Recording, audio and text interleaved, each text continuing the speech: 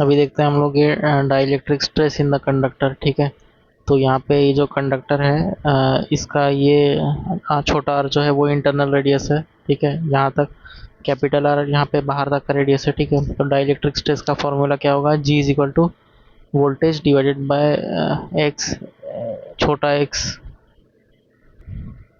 Into L N capital R by R. तो यहाँ पे एक्स अभी क्या है, एक्स क्या है कि वो जितना हम लोग डिस्टेंस लेंगे from the centre to the outer वो है वहाँ पे एक्स। ठीक है, तो यहाँ पे on the surface of the conductor the dielectric stress is maximum. ठीक है, कंडक्टर के सरफेस पे डाइलेक्ट्रिक स्ट्रेस मैक्सिमम है। ठीक है, तो वो कब मैक्सिमम होगा, G max is equal to V divided by R L N capital R by R. Okay, तो यहाँ पे अभी ये जो फॉर्मूला था मैक्सिमम वाला, ठीक है, तो मैक्सिमम वाला फॉर्मूला अभी अगर हम लोग इसको फ्रेम करेंगे इन टर्म्स ऑफ डायमीटर, ठीक है, तो क्या होगा कि छोटा आर इजल टू छोटा डी बाई डी और कैपिटल आर इजल टू बड़ा डी बाई डी। ठीक है, डी बाई टू, तो ये हमको मिलेगा two V into two V divided by D L N D by D. ठीक है, उसके बाद फिर मिनिमम स्ट्रेस जो होता है ऑन डाई इलेक्ट्रिक वो कहाँ पे होता है, occurs on the sheet.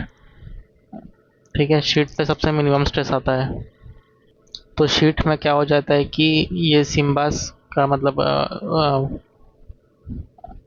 Sheet मतलब metallic sheet, lead metallic sheet हो जाता है। ठीक है, तो यहाँ पे x इजिकल टू आर हो जाता है। ठीक है, तो यहाँ पर भी ये x था तो यहाँ पे r आ जाएगा। ठीक है, तो इस r को हम लोग डी बाई टू भी लिख सकते हैं, तो ये टू वी कैपिटल बाई यहाँ पे d into L N D by D, ये जी मिनिमम का हो गया, स्ट्रेस मिनिमम। अभी अगर हम लोग जी मैक्स बाई जी मिन करेंगे तो हमको कितना मिलेगा, मैक्सिमम स्ट्रेस जो है ये एक्चुअली क्या बोलते हैं इन्वर्सली प्रोपोर्शनल हो जाता है। ठीक है, तो जी मैक्स जो रहेगा वो प्रोपोर्शनल टू आर होगा, मतलब कि आउटर मोस्ट लेयर, और जी मिनिमम मतलब ये इंटर जो ये कंडक्टर तक का रेडियस होता है वहाँ पे। In a single sheet core cable inner diameter जो है वो 3 सेंटीमीटर है और thickness of the insulation 1 centimetre है। ठीक है, तो हमको जी मैक्स बाय जी मिन निकालना है, तो जी मैक्स जो है वो बाहर तक का ये होगा। ठीक है, तो इनर डायमीटर अगर 3 है तो 1.5 प्लस 1 करेंगे हम। ठीक है, या फिर कैपिटल डी भी निकाल सकते हैं, कैपिटल डी अगर निकालेंगे तो छोटा डी अंदर का डी दैट इज 3 प्लस 2, तो 5 हो गया, 5 डिवाइडेड बाय 3। ठीक है, अगर अंदर का भी रेडियस लेके अगर हम करेंगे तो 3 की जगह क्या होगा कि वो 1.5 हो जाएगा, उसमें प्लस 1 सेंटीमीटर, तो ये क्या हो जाएगा 2.5 डिवाइडेड बाय अंदर का रेडियस कितना था 3 का आधा 1.5, तो इसको ही काटेंगे तो ये 5/3 दे देगा हमको। उसके बाद फिर यहाँ पे अगर इनर रेडियस जो है वो 3 सेंटीमीटर है, और क्या बोलते हैं इंसुलेशन अगर 1 सेंटीमीटर का है, तो हमको जी मैक्स बाय जी मिन अगर हमको पूछा है, तो यहाँ पे ध्यान देना कि यहाँ पे इनर रेडियस बोला हुआ है। ठीक है, तो इनर रेडियस अगर कितना है 3 सेंटीमीटर है, तो नीचे में 3 आ जाएगा, और बाहर का चक रेजिस्टेंस हो जाएगा, बाहर का चक जो रेडियस हो जाएगा वो 3 प्लस 1 4 हो जाएगा, तो ये 4/3 हो जाएगा। तो जो g है वो हमको पता है कि इन्वर्सली प्रोपोर्शनल टू x है, जैसा कि हम लोग यहाँ पर देखे थे फॉर्मूला में, g is inversely proportional to x होता है। ठीक है, तो यहाँ पर ये है। ठीक है, तो जैसे जैसे डिस्टेंस बढ़ेगा, ठीक है, तो वो ये जो है वो कम होता जाएगा शीट से, तो शीट तक क्या होगा कि स्ट्रेस जो है वो कम हो जाएगा। ठीक है, ये कंडक्टर तक जो है वो सेम रहेगा स्ट्रेस। ठीक है, कंडक्टर का सरफेस से लेके शीट तक वो डिक्रीज होता चला जाएगा। उसके बाद यहाँ पर है condition for most economical diameter of the single core cable. ठीक है, for most economical diameter G max should be minimum. Okay, तो ये जो जी मैक्स है वो कम से कम होना चाहिए। ठीक है, तो ये जी मैक्स का फॉर्मूला है। ठीक है, क्योंकि यहाँ पे ऑब्वियस है कि जी मैक्स ही अगर कम हो गया, ये स्ट्रेस जो है यही अगर कम होगा, तो हमको डायमीटर हमको कम, इंसुलेशन का डायमीटर बाद में कम लगा सकते हैं हम लोग। ठीक है, तो जी मैक्स जो है वो कम होना चाहिए। जी मैक्स का फॉर्मूला ये है 2v डिवाइडेड बाय ये जो है ये इसका डायमीटर, कंडक्टर का डायमीटर है, into L N capital D by D. तो यहाँ पे क्या किया कि इसको डिफ्रेंशिएट कर दिया है। ठीक है, तो डिफ्रेंशिएट करने के बाद हमको क्या मिला है, ये मिला है L N D by D is equal to 1। तो उसके बाद जो एल एन को हम वहाँ भेजेंगे, ठीक है, तो हमको क्या मिलेगा, ई मिलेगा। तो जो यहाँ पे बाहर का डायमीटर है, बाहर तक का डायमीटर जो रहेगा वो, और जो कंडक्टर का जो डायमीटर है वो, उसका रेशियो क्या होना चाहिए, ई होना चाहिए। ई का वैल्यू क्या है, 2.178 है, ठीक है। अगर इसी को हम इन्वर्स कर देंगे, ठीक है, मतलब कि कंडक्टर का रेडियस डिवाइडेड बाय बाहर तक का रेडियस केबल तक का, वो क्या हो जाएगा, 0.368 हो जाएगा 1/E। तो अभी जी मैक्स का वैल्यू क्या होगा फॉर मोस्ट इकोनॉमिकल डायमीटर, ठीक है। तो हम क्या करेंगे कि कैपिटल डी बाई डी जो कि ई है, मतलब कि 2.178 है, उसको यहाँ पे डाल देंगे, ठीक है। तो एल एन ई क्या होता है, ये तो 1 हो जाएगा, ठीक है। तो हमको जी मैक्स का वैल्यू क्या मिलेगा, 2V डिवाइडेड बाई डी मिल जाएगा।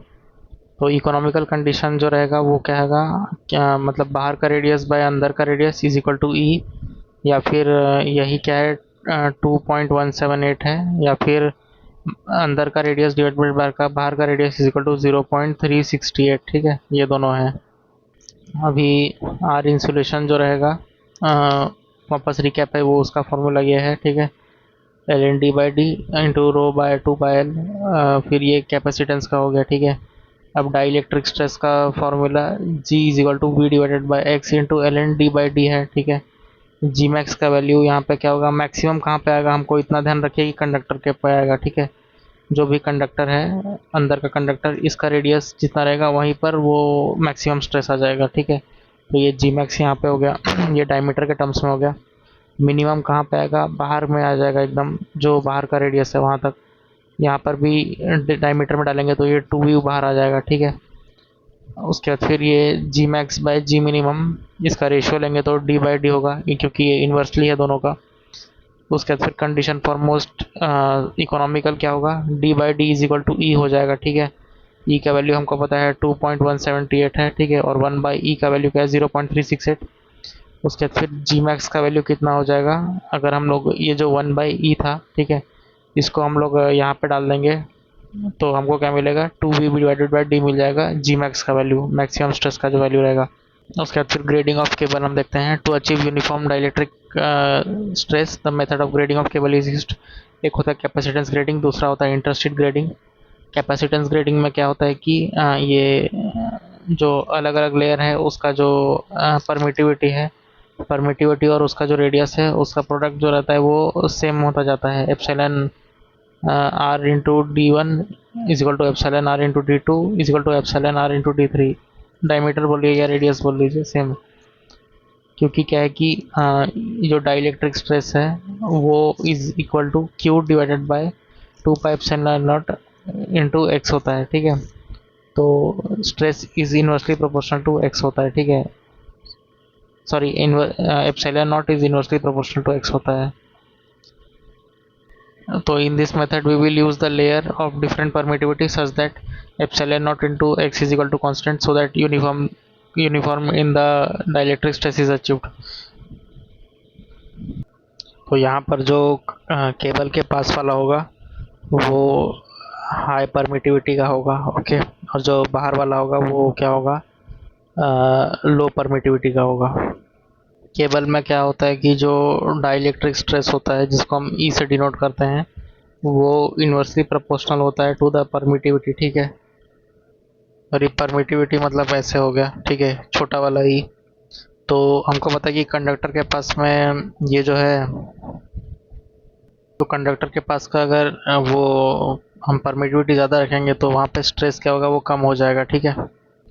तो परमिटिविटी का ऐसा ऑर्डर हो जाएगा, ठीक है, अंदर वाले का सबसे हाईएस्ट परमिटिविटी होगा, फिर बाहर वाले का लोएस्ट। पर जो परमिटिविटी और जो रेडियस या डायमीटर है उसका प्रोडक्ट जो है वो ऑल थ्रू कांस्टेंट होना चाहिए इन कैपेसिटेंस ग्रेडिंग, ठीक है। इसके बाद आता है इंटरशीट ग्रेडिंग, ठीक है। In this method we will use the intersheet metallic which is intersheet metallic use करते हैं, जो यूनिफॉर्म इलेक्ट्रिक स्ट्रेस होता है।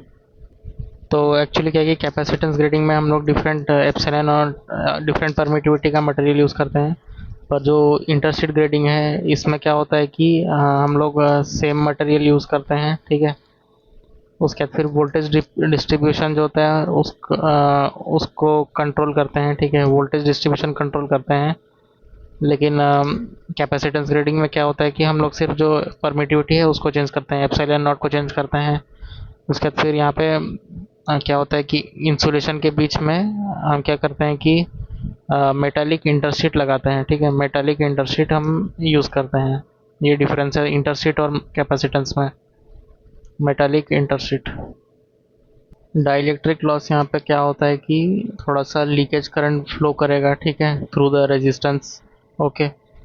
सो इससे क्या होगा कि आई स्क्वायर आर लॉसेस होगा। ओके। तो ये पावर हीट में कन्वर्ट हो जाती है, इससे हीट लॉस होता है, ठीक है। इसको डाइलेक्ट्रिक लॉस बोलते हैं इसी को। अगर यही जो केबल है, ठीक है, इसका इंसुलेशन अगर परफेक्ट है, ठीक है, तो क्या होगा कि ये एकदम एक कैपेसिटर की तरह बिहेव करेगा, ये आर वाला कंपोनेंट नहीं रहेगा, ठीक है। तो इससे क्या होगा कि कोई भी रियल पावर जो है वो कंज्यूम नहीं होगा, ठीक है, पर एक्चुअली में क्या है कि इम्प्योरिटी होता है। सो क्या बोलते हैं, कुछ तो पावर लॉस होगा यहाँ पे लीकेज करंट की वजह से। तो क्या है कि आइडियल कैपेसिटर में कहते हैं करंट जो है वो 90 डिग्री लीड करता है फ्रॉम द वोल्टेज, ठीक है। सो तो यहाँ पे अगर ये जो डेल्टा है, डेल्टा अगर ज़ीरो हो गया, ठीक है, तो ये क्या हो जाएगा, परफेक्ट इंसुलेशन हो जाएगा। ओके। तो यहाँ पे जो भी वोल्टेज अप्लाई हो रहा होगा, ठीक है, तो वोल्टेज और आईआर जो है वो सेम फेज में हो गया, ठीक है। और ये जो करंट है जो कि एक्चुअली ये फेजर सम है, ठीक है, इसका फेजर सम है आईसी और आईआर का, ठीक है। तो ये हो गया आई कॉस डेल्टा, ठीक है। तो एक ये आईसी कॉस डेल्टा हो गया, दूसरा ये आईआर क्या होगा, आई साइन डेल्टा हो जाएगा, ठीक है। इतना कंपोनेंट जो कि यहाँ पर ये इस हिसाब से आ रहा है, ठीक है। फाई जो है वो पावर फैक्टर एंगल हो जाएगा, ठीक है। और delta plus phi is equal to 90 degree है ये, तो phi is equal to 90 minus delta. अभी पावर फैक्टर हमको पता है कि कॉस फाई होता है, ठीक है। तो कॉस फाई जो है वो क्या है, 90 माइनस डेल्टा है, तो ये क्या हो जाएगा, साइन डेल्टा। तो power factor is equal to sine delta हो जाएगा। ओके। यहाँ पे फिर क्वेश्चन है, अगर delta is equal to 60 degree है तो पावर फैक्टर क्या होगा, तो हम क्या करेंगे कि साइन 60 में डाल देंगे, मिल जाएगा आंसर। यहाँ पे tan डेल्टा जो है वो क्या है, लॉस टेंजेंट है, ठीक है। तो ये जो लॉस टेंजेंट है, या फिर इसी को क्या बोलते हैं हम लोग, डिसिपेशन फैक्टर भी बोलते हैं, ठीक है। इसी को हम लोग डिसिपेशन फैक्टर भी बोलते हैं। ओके। ये क्या होता है कि एक्चुअली अगर ये परफेक्ट इंसुलेटर होता तो ये आई यहाँ पे सुपर इम्पोज कर जाता, ठीक है, पर नहीं है, डेल्टा से टिल्टेड है, ठीक है। तो रियल इंसुलेशन में लीकेज करंट की वजह से ये एंगल थोड़ा सा कम होता है, जो छोटा सा डेविएशन होता है उसको हम लॉस एंगल डेल्टा बोलते हैं, ठीक है। तो tan डेल्टा का फिजिकल सिग्निफिकेंस क्या है कि is equal to I R divided by I C होता है ये। यहाँ ये परपेंडिकुलर हो गया, ठीक है, ये आई आर और ये बेस हो गया आई सी, ठीक है। तो इसीलिए I R divided by I C हो गया ये tan डेल्टा। तो tan डेल्टा अगर बहुत ज़्यादा रहेगा, ठीक है, तो इससे क्या होगा कि इंसुलेशन में लॉसेस ज़्यादा रहेगा। तो जो डाइलेक्ट्रिक लॉस होता है P is equal to V I cos phi होता है। फाई के जगह हम क्या करेंगे, 90 माइनस डेल्टा लगा देंगे, ठीक है। सो हमको पता है कि I C is equal to I cos delta है, ठीक है। तो I is equal to I C by cos delta डाल देंगे, ठीक है। तो यहाँ पे साइन डेल्टा हो गया, यहाँ पे कॉस डेल्टा हो गया, ठीक है। So V I C tan delta यहाँ पे लगा देंगे, ठीक है। I C is equal to हमको पता है कि V divided by X C होता है। So P loss is equal to V square, X C के जगह पे क्या होगा, 2 पाई ओमेगा सी आ जाएगा, ठीक है, 2 पाई एफ सी। और ये tan डेल्टा तो है, तो ये हो गया डाइलेक्ट्रिक लॉस का फॉर्मूला, ठीक है, omega C V square tan delta. So important points क्या है, पावर फैक्टर साइन डेल्टा हो गया, लॉस टेंजेंट tan डेल्टा हो गया, और डाइलेक्ट्रिक लॉस का फॉर्मूला क्या होगा, omega C V square tan delta. अगर हमको क्वेश्चन पूछता है कि I R divided by I C का वैल्यू क्या होगा, ठीक है, तो जो आई आर है उसको हम लोग वैसे ही रखेंगे, आई सी को हम लोग ऐसे वोल्टेज डिवाइडेड बाय रेजिस्टेंस है तो एक्स सी ऊपर लिख सकते हैं। अभी जो एक्स सी है, एक्स सी से पहले क्या है कि आई आर जो है उसको हम लोग वोल्टेज डिवाइडेड बाय रेजिस्टेंस में लिख देंगे, ठीक है। तो वोल्टेज वोल्टेज तो कट गया, अभी जो ये X C divided by R बच गया, एक्स सी को हम लोग क्या लिख सकते हैं, ओमेगा सी लिख सकते हैं ऊपर में। और जो आर है उसको रो एल बाय करके ब्रेक डाउन करके ऐसे लिख सकते हैं, ठीक है। तो ये हो गया I R divide by I C का। अभी क्वेश्चन दिया कि when the loss angle is equal to delta is equal to 30 degree then the dielectric loss P L is equal to 100। If loss angle becomes 6 delta is equal to 60 degree then P L कितना है। So P L is directly proportional to tan delta होता है, ठीक है। सो ये इसको जब हम लोग सॉल्व करेंगे तो 60 डिग्री के लिए क्या होगा लॉस, तो ये इतना हो जाएगा। अभी टाइप्स ऑफ केबल देखते हैं। अगर लो टेंशन केबल है वो कहाँ तक है, अप टू 1 kV तक है, ठीक है। High tension KB up to high tension cable up to 11 kV, super tension cable up to 33 kV, extra high tension cable कितना तक है, 66 तक है, extra super tension cable up to 66 beyond 66 kV। उसका different type of laying method of cable है, एक है direct laying, एक है ड्रॉइंग और एक है सॉलिड सिस्टम। डायरेक्ट लेइंग में क्या होता है कि सिंपलेस्ट है फॉर ये in this a trench of 12 metre deep, ये 12 मीटर का डीप है और 0.5 metre wide is done in which cable is placed if it is placed in the method must have armouring, इसमें आर्मरिंग होना चाहिए mechanical injury से बचने के लिए। The distance between two cable should be 30 to 40 centimetre. Drawback इसमें क्या है कि can not be use in highly populated area और फॉल्ट डिटेक्शन बहुत ये है। उसका फिर ड्राइंग सिस्टम क्या है, it is use in congested area, highly populated area. In this method, no armoring is required because we will use closed conduit of RCC steel and inside this cable is placed। तो steel या RCC का इसमें हम लोग ये डालेंगे। ये railway crossing bridge crossing में यूज़ होता है, तो ऐसे ये रहता है, केबल होता है, ये आरसीसी का ये रहता है, ठीक है। तो और ये पाइप्स पाइप्स के अंदर से बेसिकली हम गुजारते हैं, पाइप्स पे ड्राइंग को गुजारते हैं, ठीक है। फिर सॉलिड सिस्टम, ये क्या होता है, रेयरली यूज़ होता है। In this method open trench is used, ये कॉस्टली होता है। उसके बाद फिर range of transmission line overhead का इतना होता है, शॉर्ट का 20 kV, मीडियम का 20 kV टू 100 kV और लॉन्ग का बियॉन्ड 100 kV। केबल जो है वो जनरली 33 kV तक यूज़ होता है। उसके बाद फिर टाइप्स ऑफ इंसुलेटिंग मटेरियल क्या है, impregnated paper up to 30 kV/mm और 300 kV/cm, रबर, पीवीसी, गट्टा पर्चा या फिर वर्निश कैम्बरिंग। उसके बाद है पावर फैक्टर कंपनसेशन मेथड या फिर पावर फैक्टर इम्प्रूवमेंट मेथड और फिर रिएक्टिव पावर कंपनसेशन मेथड। उसके बाद फिर advantage of high power factor है, ये हमारे पास P is equal to V I cos phi है, ठीक है। I is equal to P by V cos phi होता है, ठीक है। अगर हम लोग पावर फैक्टर बढ़ा देंगे तो हमारा करंट कम होगा, इससे कंडक्टर में स्ट्रेस कम होगा, ठीक है। Transmission line current will be reduced. तो करंट कम होगा तो क्या होगा कि इससे लाइन का लॉसेस भी कम होगा, ठीक है। उसके बाद फिर एफिशिएंसी बढ़ जाएगा, वोल्टेज रेगुलेशन विल इम्प्रूव, ठीक है। एरिया कम होगा, एरिया और वोल्टेज जो रहेगा वो कम हो जाएगा अगर पावर फैक्टर बढ़ेगा, तो मतलब वेट ऑफ द कंडक्टर भी कम हो जाएगा। Size of the generator will be reduced.